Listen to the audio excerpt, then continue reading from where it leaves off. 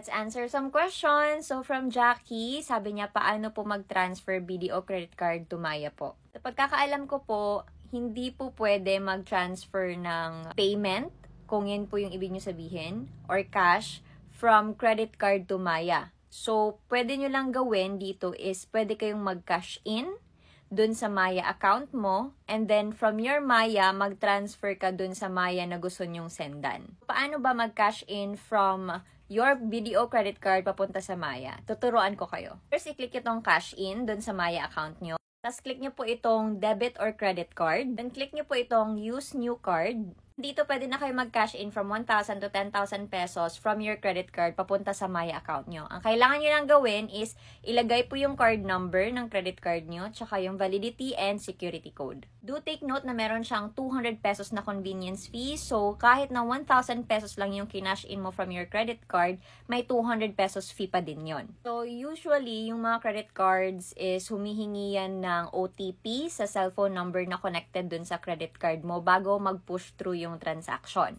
Also, hindi recommended na parati natin tong gawin kasi malaki po yung charge ng credit card company usually pag nagka-cash in ka or ginagamit mo yung credit card mo to cash in dun sa Maya account mo. Once na successfully naka-cash in ka na from your credit card to your Maya account, pwede mo nang i-transfer yun sa Maya na gusto mong bigyan ng pera or Maya account na gusto mong sendan ng pera or bigyan ng payment.